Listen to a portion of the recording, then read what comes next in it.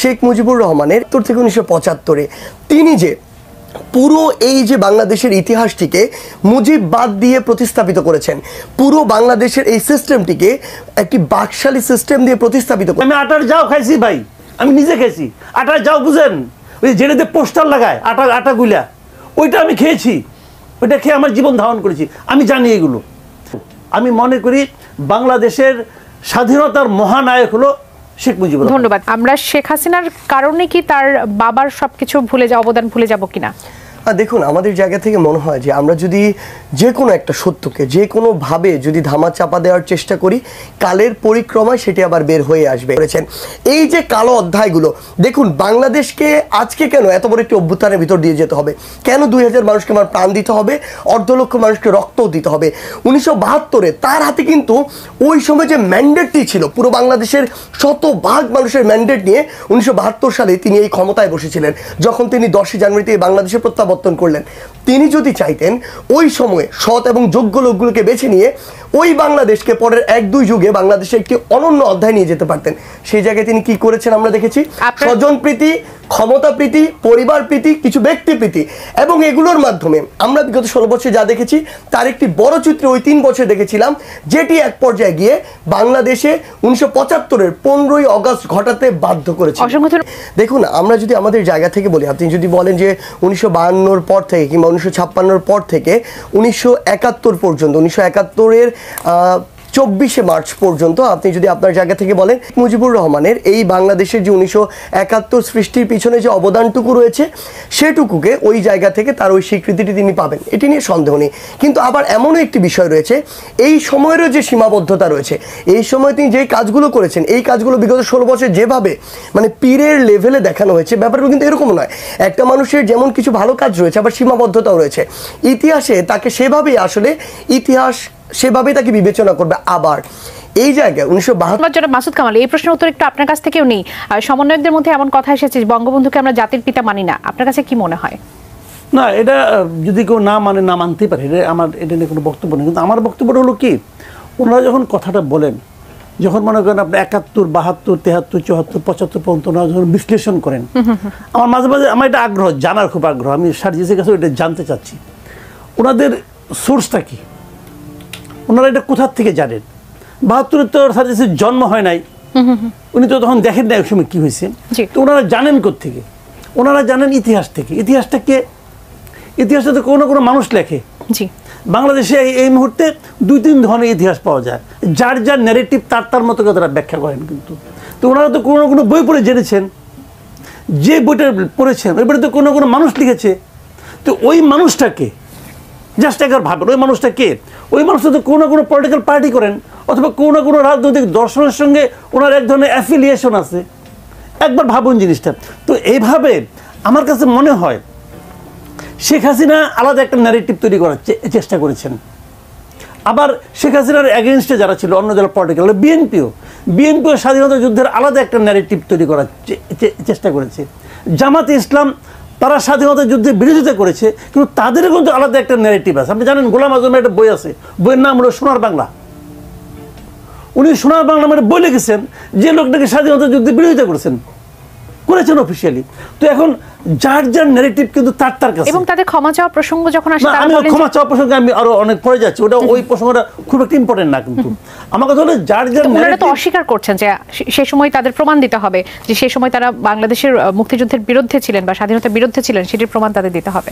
প্রমাণ দেবে? আমি তো নিজের ওই সময়ের পত্রিকা দেখেন আপনি, আমি ইতিহাস দেখি, আমি কারো লেখা ইতিহাস আমি দেখতে যাচ্ছি না।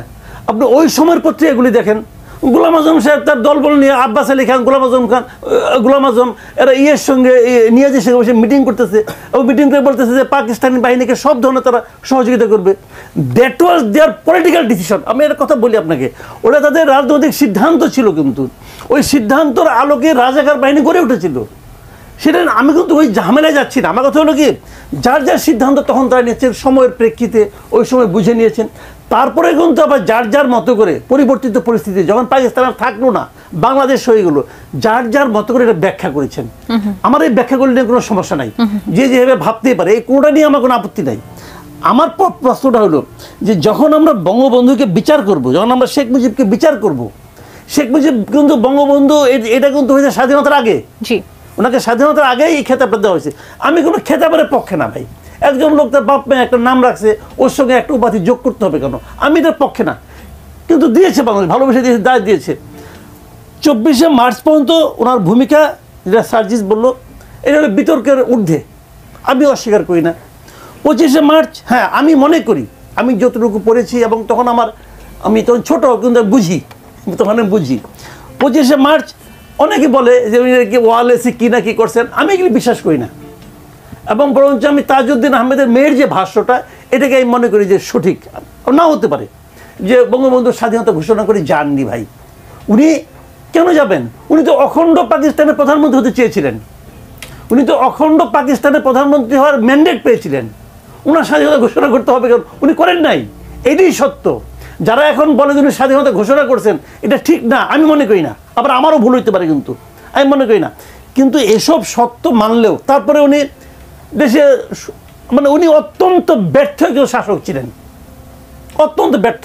কারণ তখন আমি জানি 74-এর দুর্ভিক্ষ, আমি নিজে আমার অভিজ্ঞতা আছে, আমি তখন জ্ঞান আছে আমার, তখন আমি ক্লাস 8-এ পড়ি 74 সালে। আমি না খেয়ে থাকছি। জনাব সার্জিস আলম, আপনার জন্য আরো দুটি প্রশ্ন ছিল। সেটি হচ্ছে যে একটা প্রশ্নের উত্তর অবশ্য আপনি ইতিমধ্যে দিয়েছেন, যেটি যে বিভাগ ওয়াইজ যে উপদেষ্টা থাকার কথা, সেটি নিয়ে প্রশ্ন করেছিলেন যে আমরা আসলে যে বৈষম্যের জন্য এই অভ্যুত্থান, যে বৈষম্যের জন্য আমরা এতটা প্রত্যাশা করেছি কিন্তু বিভাগ ওয়াইজ সেটা আসলে পাওয়া যায়নি, সেটার উত্তর কি আপনি আলাদা করে দিতে চাইবেন? তাহলে ছোট করে বলেছি একবার। দেখুন, আমার জায়গা থেকে যে কথাটা আমি তখনও বলেছি, এখনো বলছি, যে ধরুন আমার এখন 24 জন উপদেষ্টা আছে, ঠিক আছে, ব্যাপারটি এমন আমি কখনোই বলবো না যে আপনার 8 বিভাগ থেকে 3 জন করে 24 জন দিতে হবে। আমি এই ইকুয়ালিটির কথা বলবো না, কিন্তু আমি ইকুইটির কথা বলবো। কারণ এটা অবশ্যই ওই যে নির্দিষ্ট একটি এলাকা, জন্মভূমি বা জন্মস্থান, এটির প্রতি যে আলাদা একটি টানের জায়গা কিংবা বায়াস হওয়ার জায়গা, এই জায়গাটি একদম আবশ্যক, এটা অস্বীকার করার কোনো ওয়ে নেই। তো কোনো একটি জায়গায়, কোনো একটি বিভাগে যদি আমার 4 জন উপদেষ্টা থাকে, আরেকটিতে অন্তত 2 জন নেওয়া উচিত। একটি বিভাগ থেকে আমি উপদেষ্টা হওয়ার মতো 2 জন মানুষ পাবো না, এটি কখনোই সম্ভব নয়। সেই জায়গায় যখন আমার একটি বিভাগ থেকে 13 জন হয় আর 3টি বিভাগ থেকে 1 জন হয় না, এটি আসলে অবশ্যই বৈষম্যের একটি চিত্র। এবং এই জায়গায় আমাদের জায়গা থেকে আমরা মনে করি যে নির্দিষ্ট একটি এরিয়ার প্রতি যে টান বা স্বজন প্রীতি, এটি থেকে আমাদের সম্ভবত যারা এই ডিসিশন মেকিং এ রয়েছে, তারা ওই জায়গাটি থেকে বের হয়ে আসতে পারে না। আরেকটি প্রশ্ন ছিল, ময়মনসিংহ থেকে একজন ফোন করেছিলেন, তার ভাতিজার কথা বলছিলেন যে এই অভ্যুত্থানে তার যে অবদান, তার ভাতিজার, তিনি গুলি খেয়েছেন, কিন্তু এখন পর্যন্ত তাদের সঙ্গে কেউ যোগাযোগ করেনি, কোনো ধরনের সহযোগিতা করেনি। আপনাদের তো সব থেকে বড় লক্ষ্যই তো এটি হওয়ার কথা ছিল যে তাদের খোঁজ খবর নেওয়া, তালিকা করা, চিকিৎসার ব্যবস্থা করা, সেটি কেন হচ্ছে না? দেখুন, আমার জায়গা থেকে প্রথমে একটি স্পষ্ট করি, সেটি হচ্ছে আমরা আমাদের জায়গা থেকে এটি মনে করি, আমাদের এই 24 অভ্যুত্থানে যারা যোদ্ধা, যারা জীবন দিয়েছেন, রক্ত দিয়েছেন, তাদের পাশে যেভাবে যত দ্রুত আমাদের দাঁড়ানোর কথা ছিল, বিভিন্ন পরিস্থিতি বা সীমাবদ্ধতার কারণে আমরা সেভাবে এখন পর্যন্ত দাঁড়াতে পারিনি। কিন্তু এটি সত্য যে আমরা আমাদের সর্বোচ্চ চেষ্টা করে যাচ্ছি। আমরা শহীদ পরিবারের পাশে বাংলাদেশ এরকম একটি কার্যক্রম নিয়েছি জুলাই শহীদ স্মৃতি ফাউন্ডেশনের পক্ষ থেকে। বাংলাদেশের প্রত্যেকটি বিভাগে আমরা আমাদের শহীদ পরিবারের দোরগোড়ায় যাব, তাদের কাছে আমাদের সহযোগিতাটি পৌঁছে দেওয়ার জন্য। অপরদিকে আমাদের যারা আহত ভাই বোনেরা রয়েছেন, এখন যে বিষয়টি হয়েছে, আমরা প্রাথমিকভাবে জেলা প্রশাসনের মাধ্যমে, জেলা সিভিল সার্জনের মাধ্যমে, স্বাস্থ্য মন্ত্রণালয়ের মাধ্যমে আমাদের এই তথ্যগুলো সংগ্রহ করেছিলাম। অনেকের কাছে হয়তো একদম গ্রাম পর্যায়ে এই তথ্যটি পৌঁছায়নি, তারা ওই তথ্যটি সেখানে দেয়নি। এখন আমাদের জুলাই শহীদ স্মৃতি ফাউন্ডেশন অফিস রয়েছে, এই অফিসের হটলাইন নাম্বার রয়েছে 16300। তারা যদি তাদের জায়গা থেকে, আমাদের একটি ফর্ম রয়েছে, সেই ফর্মটি পূরণ করে জাস্ট প্রয়োজনীয় যে কাগজপত্রগুলো, ডকুমেন্টসগুলো, সেগুলো জমা দেয় আমাদের ফাউন্ডেশন অফিসের মধ্যে। আমরা দ্রুত গতিতে 1 সপ্তাহের মধ্যে আমাদের যে সহযোগিতাটি সেটি পৌঁছে দেওয়ার আমরা ব্যবস্থা করছি। আমরা অনুরোধ করব, যদি এটি কেউ অনলাইনে এভাবে না করতে পারেন, অফলাইনে করতে চান, তাহলে আমাদের জুলাই শহীদ স্মৃতি ফাউন্ডেশন যে অফিস রয়েছে শাহবাগী বারডেম হসপিটালের পাশেই, সেখানে এসে সেখানে যেন অন্ততপক্ষে যোগাযোগ করে। একটা নিয়োগের আসলে প্রক্রিয়াটা কি, কারা নিয়োগ করে বা কিভাবে নিয়োগ হয়, সেটা নিয়ে প্রশ্ন করেছেন, এবং সেই সাথে জনগণের সুযোগ আছে কিনা উপদেষ্টাদের সঙ্গে কথা বলার, সেই বিষয়টি নিয়ে সার্জিস আলম আপনি কি উত্তর দেবেন? দেখুন, প্রথম কথা হচ্ছে যে প্রথমবার যখন মাননীয় প্রধান উপদেষ্টা এবং অন্যান্য উপদেষ্টারা তাদের জায়গাটিতে যায়, তখন আসলে পুরো বাংলাদেশের ছাত্র জনতা বলি, আমরা আমাদের জায়গা থেকে বিভিন্ন রাজনৈতিক দল বলি, সুশীল সমাজ বলি, সকলের মতামতের ভিত্তিতে হয়েছিল।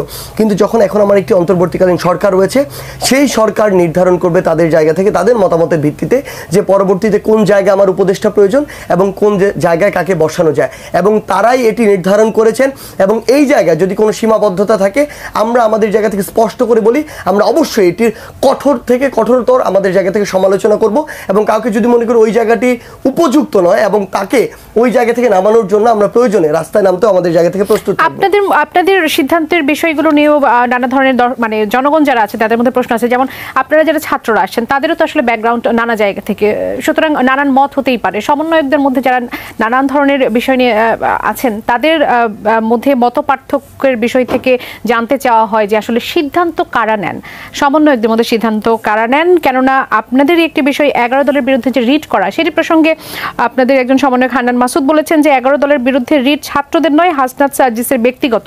আপনারা কি ব্যক্তিগত মতামতটিও ছাত্র জনতার আন্দোলনের মাধ্যমে সেটি প্রকাশ করছেন? দেখুন, আপনাকে একটি জিনিস স্পষ্ট বলি। প্রথম কথা হচ্ছে, আমাদের যে সামগ্রিক ডিসিশন হয় ওই ডিসিশনগুলোতে আমাদের প্রচুর ডিসকাশন হয়, যে কোনো একটি বিষয়ের পক্ষে বিপক্ষে আমাদের প্রচুর, আমরা আমাদের জায়গা থেকে আর্গুমেন্ট করি এবং ফাইনালি প্রোস অ্যান্ড কোনস সব কিছু চিন্তা করে আমাদের যে জিনিসটি মনে হয় যে লজিক্যাল আমরা ওই ডিসিশনে যাই। কিন্তু এই যে রিটের বিষয়টি যেটি বলছেন, আমরা আমাদের জায়গা থেকে বিভিন্ন সময় এই দাবিটি আসলে আমরা, এটা তো সত্য কথা, চরম সত্যি যে বিগত 3টি নির্বাচন ছিল প্রহসনী নির্বাচন, শুধুমাত্র ক্ষমতায় যাওয়ার একটি উপলক্ষ।